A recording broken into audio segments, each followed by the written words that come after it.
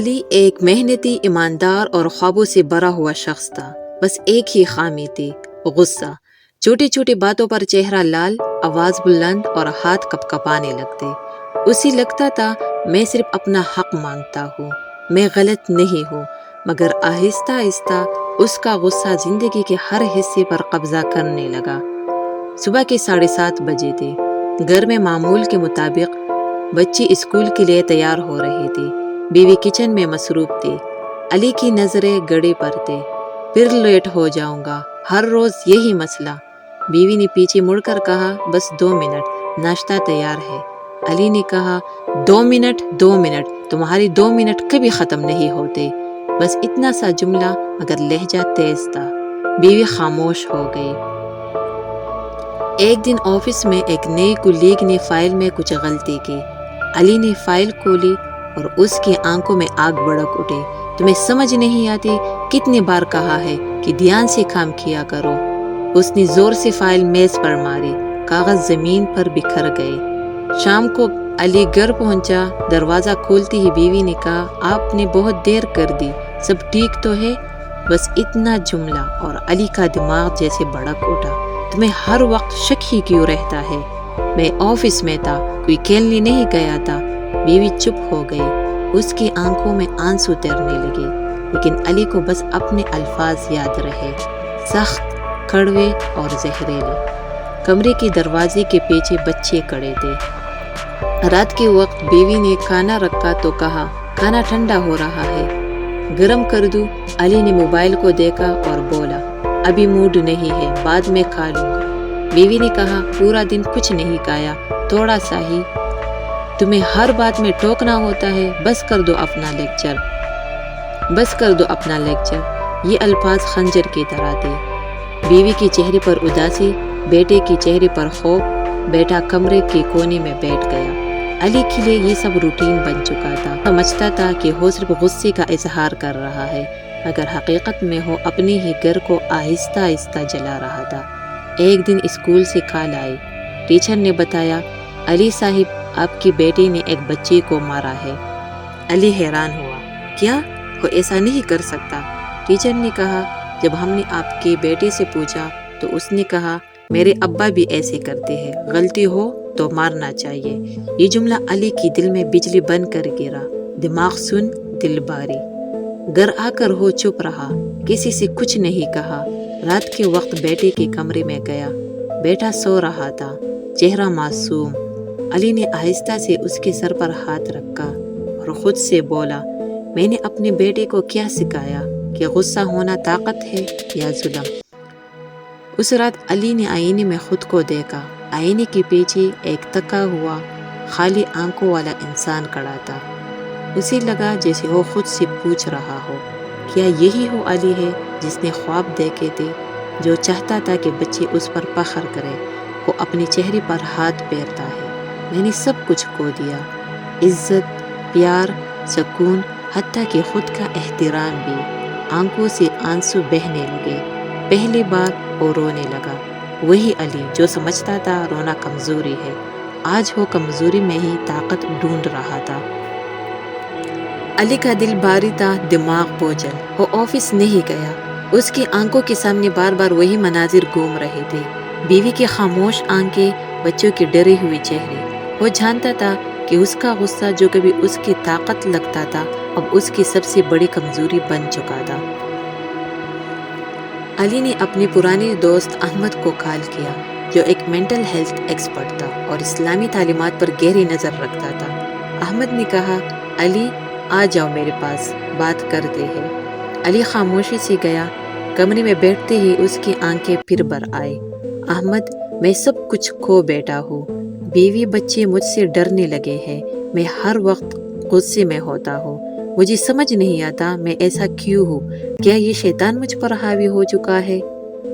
احمد نے نرمی سے کہا، علی، غصہ خود برا نہیں ہے، یہ اللہ کی دی ہوئی ایک فطری جذبہ ہے، لیکن جب یہ بے قابو ہو جاتا ہے تو شیطان اسے اپنا ہتھیار بنا لیتا ہے۔ قرآن اور حدیث ہمیں سکھاتی ہے کہ غصہ شیطان کے وسوسوں سے بھڑکتا ہے اور اس کا علاج اللہ کی پناہ مانگنا ہے اور اپنے نفس پر قابو پانا ہے۔ علی خاموشی سے سنتا رہا۔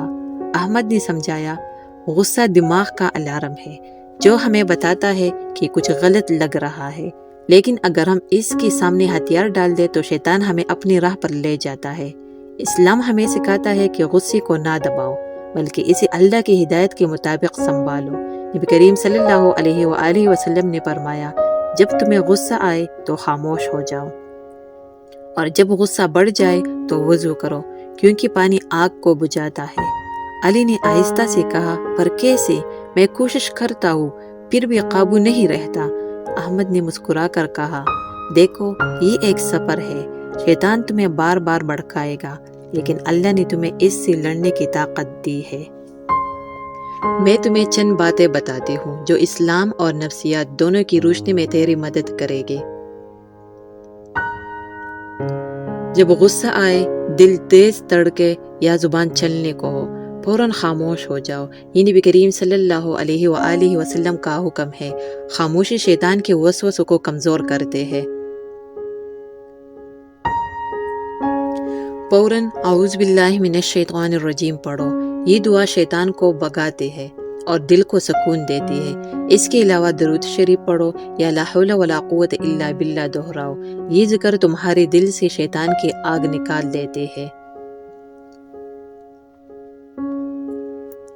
3 گہری سانس لو، آہستہ 4 سیکنڈ اندر، 4 سیکنڈ روکو اور 4 سیکنڈ باہر۔ یہ تمہارے جسم کو پرسکون کرتا ہے اور شیطان کے شعلے کو ٹھنڈا کرتا ہے۔ خود سے پوچھو، کیا میرا غصہ اللہ کو راضی کرے گا؟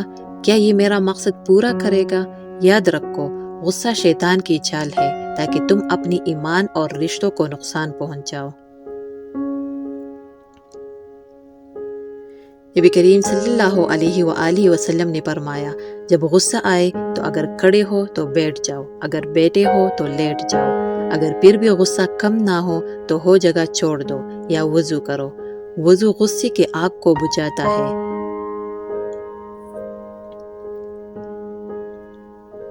نوٹ کرو کہ کون سی باتیں تمہیں غصہ دلاتی ہے۔ کیا یہ کسی کی بات ہے، کوئی خاص صورتحال؟